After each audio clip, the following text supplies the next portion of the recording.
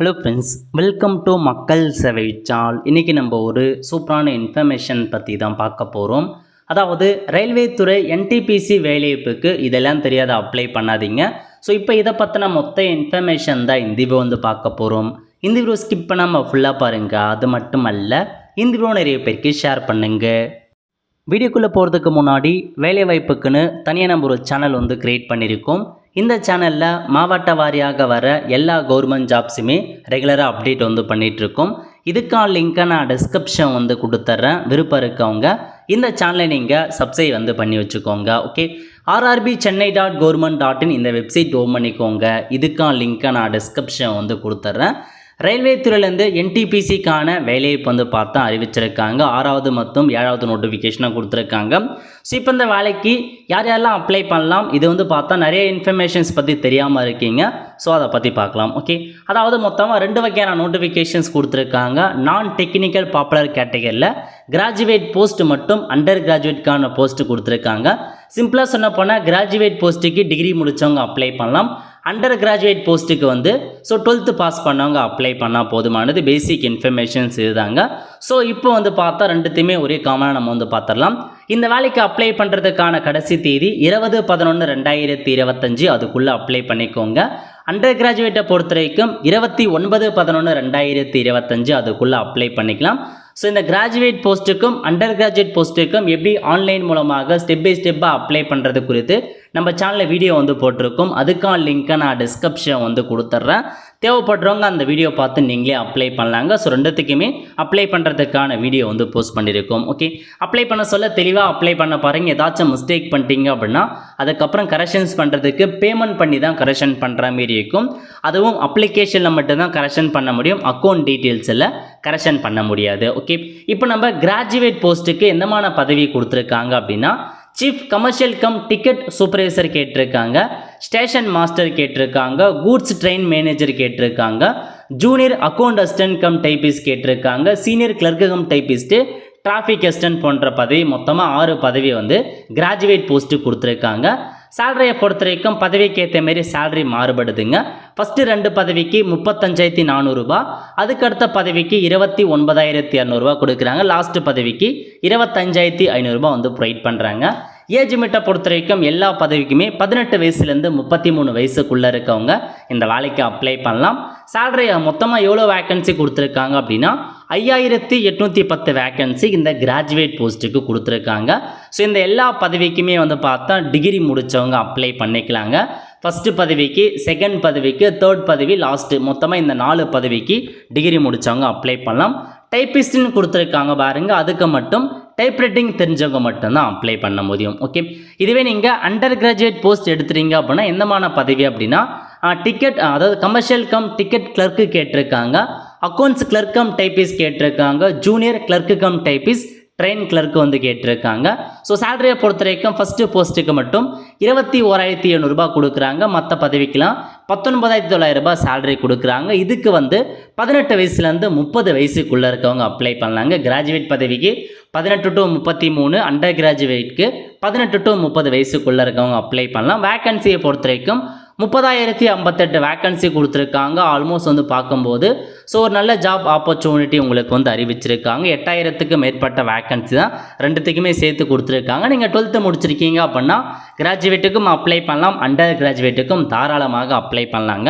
2 நோட்டிஃபிகேஷனுமே கூட நீங்கள் அப்ளை பண்ண பாருங்கள். ஓகே, ஸோ அதுக்கப்புறம் ஃபர்தர் இன்ஃபர்மேஷன், இந்த 2 ஜாப்க்குமே இந்தியாவில் இருக்க எல்லாருமே தாராளமாக அப்ளை பண்ணலாங்க. ஸோ 2 பேருமே அப்ளை பண்ணிக்கலாம், ஒன்றும் பிரச்சனை கிடையாது. ஸோ இந்தியாவில் இருக்கவங்க அப்ளை பண்ணுங்கள். நெக்ஸ்ட்டு ஏஜ் ரிலாக்ஸேஷன்ஸ் கொடுத்துருக்காங்க. 2 பதவிக்குமே பாருங்கள், அதிகபட்ச ஏஜ் ரிலாக்ஸேஷன் SC/STக்கு அதிகபட்சமாக 5 வருஷம் எக்ஸ்ட்ராவாக அப்ளை பண்ணலாங்க.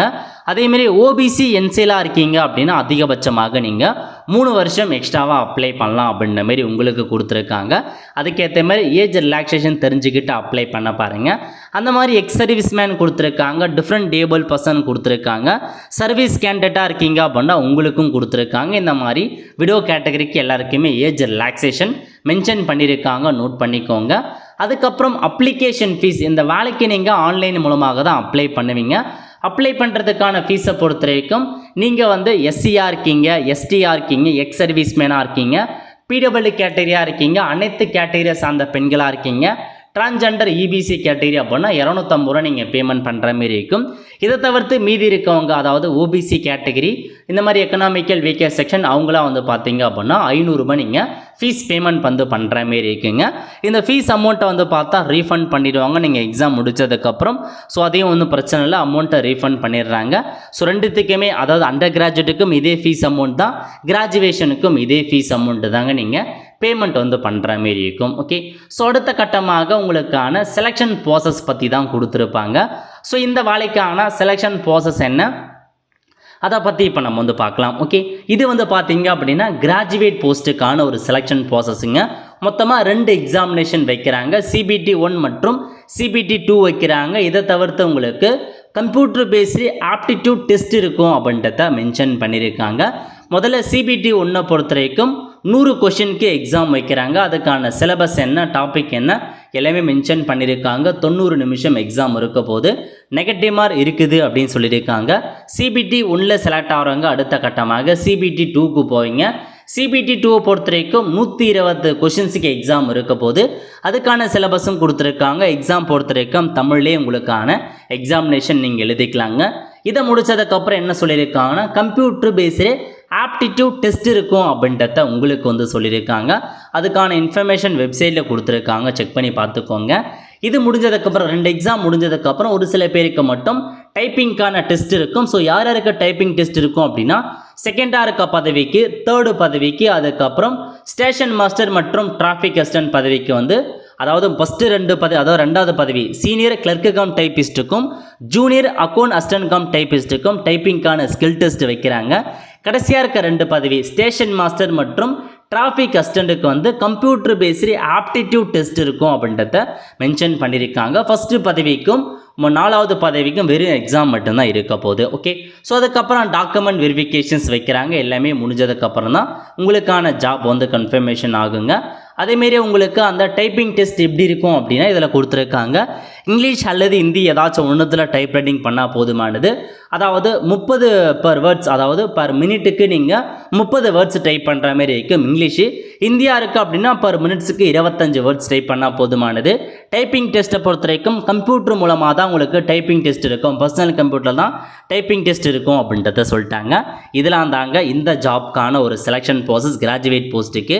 இதுவே நீங்கள் அண்டர் கிராஜுவேட் போஸ்ட் எடுத்துட்டீங்க அப்படின்னா இதுக்கும் சேம் அதே மாதிரியான லிமிட் தாங்க, எந்த மாற்றமும் இருக்க போகிறது கிடையாது. ஸோ எப்படி செலெக்ஷன் பண்ணுறாங்க அப்படின்னா 2 எக்ஸாமினேஷன்ஸ் வைக்கிறாங்க. இதுக்கும் முதல்ல CBT 1க்கான எக்ஸாம் 100 கொஷின்ஸ் கேட்குறாங்க, நெகட்டிவ் மதிப்பெண் இருக்குது, தமிழில் தான் எக்ஸாம் எழுத போகிறீங்க, அதுக்கான டாபிக் கொடுத்துருக்காங்க. CBT 1 செலக்ட் ஆகிறவங்க அடுத்த கட்டமாக CBT 2க்கு போவீங்க. இதுலேயும் 120 கொஷின்ஸ் எக்ஸாம் இருக்க போது நெகட்டிவ் மதிப்பெண் இருக்குதுங்க, தமிழில் தான் எக்ஸாம் நடக்க போகுது. இது முடித்ததுக்கப்புறம் உங்களுக்கு கம்ப்யூட்டர் பேஸ்டு டைப்பிங் ஸ்கில் வைக்கிறாங்க. யார் யாருக்கு இருக்குது அப்படின்னா, ஸோ உங்களுக்கு 2nd மற்றும் 3rd போஸ்டிங் இருக்குது பாருங்கள். இந்த accounts clerk cum typist, junior clerk cum typist இந்த பதவிக்கு மட்டும் டைப்பிங்கான ஸ்கில் டெஸ்ட் வைக்கிறாங்க. முன்னாடி சொன்ன பாருங்க அதே மாதிரி தான். இங்கிலீஷ்னா 30 மினிட்ஸ் பர் வேர்டுக்கு டைப் பண்ணும், ஹிந்தினா 20 மினிட்ஸ் பர் வேர்ட்ஸ் நீங்கள் டைப் பண்ணுங்க. பர்சனல் கம்ப்யூட்டர் மூலமாக தான் டெஸ்ட் இருக்க போது, நோட் பண்ணிவிட்டு ஸோ செக் பண்ணி பாருங்கள். இதுதான் உங்களுக்கான செலெக்ஷன் ப்ராசஸ். அதுக்கப்புறம் டாக்குமெண்ட் வெரிஃபிகேஷன், மெடிக்கல் எக்ஸாமினேஷன்ஸ் இருக்க போது. ஸோ அதுக்கப்புறம் நீங்கள் அப்ளை பண்ணுறவங்க தாராளமாக அப்ளை பண்ணிக்கலாங்க. இதுதான் பேசிக் இன்ஃபர்மேஷன். எக்ஸாம் பொறுத்த வரைக்கும் தமிழ்லேயே உங்களுக்கான எக்ஸாமினேஷன் நீங்கள் எழுதிக்கலாங்க. ஸோ இப்போ நம்ம அந்த கல்வி தகுதி அதை பற்றி பார்க்கலாம். ஓகே, முதல்ல கிராஜுவேட் பதவிக்கான கல்வி தகுதி, அதாவது இந்த 6 பதவிக்குமே டிகிரி முடித்தவங்க தாராளமாக அப்ளை பண்ணிக்கலாங்க. குவாலிஃபிகேஷன் பொறுத்த வரைக்கும் டிகிரி தான் கேட்டிருக்காங்க. இதை தவிர்த்து இதில் கொடுத்துருக்காங்க பாருங்கள், 4வது மற்றும் 5வது பதவி ஜூனியர் அக்கௌண்ட் அசிஸ்டன்ட் டைப்பிஸ்ட் பதவிக்கு மட்டும் இங்கிலீஷ் அல்லது ஹிந்தியில் டைப்ரைட்டிங் நாலேஜ் கேட்டிருக்காங்க, கம்ப்யூட்டர் நாலேஜ் கேட்டிருக்காங்க. அதாவது டைப்ரைட்டிங் சர்டிஃபிகேட் இருக்கணும் அப்படின்ற அவசியம் இல்லை, அதுக்கான நாலேஜ் இருந்தால் போதுமானது. 4வது 5வது பதவிக்கு 6 பதவிக்கும் எனி டிகிரி முடித்தவங்க தாராளமாக அப்ளை பண்ணலாம். நெக்ஸ்ட்டு ஒவ்வொரு RRB வைஸாக வேக்கன்சி பிரித்து கொடுத்துருக்காங்க. நம்ம தமிழகம் சென்னையை பொறுத்த வரைக்கும் மொத்தமாக 187 வேக்கன்சி கொடுத்துருக்காங்க. 5 பதவிகள் அறிவிச்சிருக்காங்க. ஒவ்வொன்றுத்துக்கும் எவ்வளோ வேக்கன்சி, எந்த ரிசர்வேஷன் அப்ளை பண்ணலாம் அதெல்லாம் தெரிஞ்சுக்கிட்டு அதுக்கேற்ற மாதிரி அப்ளை வந்து பண்ண பாருங்கள். இது வந்து கிராஜுவேட்கான போஸ்ட். இதுவே அண்டர் கிராஜுவேட்கான போஸ்ட்டாக இருக்கீங்க அப்படின்னா உங்களுக்கும் அறிவிச்சிருக்காங்க. கல்வி தகுதியை பொறுத்த வரைக்கும் அண்டர் கிராஜுவேட் போஸ்ட்டுக்கு 12th வந்து பாஸ் பண்ணால் போதுமானதுங்க, தாராளமாக அப்ளை பண்ணிக்கலாம். பட் அதுக்கான பர்சன்டேஜ் ஆஃப் மார்க் வந்து கேட்டிருக்காங்க. 50% மார்க் நீங்கள் 12th கண்டிப்பாக எடுத்திருக்கணும் அப்படின்றத மென்ஷன் பண்ணியிருக்காங்க. ஸோ எஸ்சிஎஸ்டிக்கு தேவையில்ல, மற்றவங்களுக்கு 50% மார்க் இருந்தால் போதுமானது. ஸோ இந்த 4 பதவிக்குமே கம்பல்சரி 12th மட்டும் பாஸ் பண்ணால் போதுமானது. இதில் வந்து பாருங்கள், 2வது மற்றும் 3வது பதவி டைப்ரைட்டிங் பதவிக்கு டைப்ரைட்டிங்கான நாலேஜ் வந்து கேட்டிருக்காங்க, இங்கிலீஷ் மற்றும் ஹிந்தியில். ஸோ நோட் பண்ணிக்கோங்க.